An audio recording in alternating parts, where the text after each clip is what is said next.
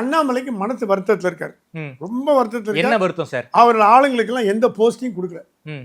அவர் refer பண்ண recommend இப்போ குழு போட்டாங்க. ஆமா. அண்ணாமலை சொன்னாரா, நான் தலைவராக இருந்த 3 வருஷம் ம். மற்றவங்க போட்ட குழுவோட வேலை செஞ்சேன். எல்முருகன் குழுவோ தமிழிசையோட குழுவோ வாட் எவர், இவரோட ஆட்கள் யாருமே இல்லை. ம். பழைய குழுவோட நான் வந்து இணைஞ்சு போய் இணக்கமாக போய் தட்டி கொடுத்து வேலை வாங்கி எல்லாம் பண்ணேன். என் டேர்ம் முடிஞ்சு போச்சு.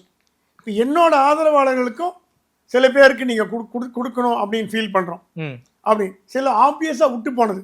நாராயணன் திருப்பதி துணைத் தலைவர் இருந்த ஒரு ஸ்போக்ஸ்மேன் ஆகிட்டார். ஒரே நாள் கீழே ப்ரமோட் ஆகிடுச்சு. அதெல்லாம் மனசு அந்த மாதிரி நிறைய நடந்திருக்கு. ஸோ இது வந்து நாராயண திருப்பதி நான் வந்து அண்ணாமலை ஆள் நான் சொல்ல விரும்பலை, ஒரு உதாரணத்துக்கு சொல்கிறேன். இந்த மாதிரி விஷயங்கள் அண்ணாமலை ஓரங்கட்டப்படுறது, அண்ணாமலை பற்றி தவறாக பேசுறது, கேபி ராமலிங்கம் பேசுறது, இதெல்லாம் வந்து மத்திய பாஜக கண்டிக்கலைங்கிற கோபம் ஒன்று அண்ணாமலைட்டு இருக்கு. தமிழக பாஜகவில் ஆதரிக்கிறாங்களோ அப்படின்ற ஒரு கோபம் இருக்கு.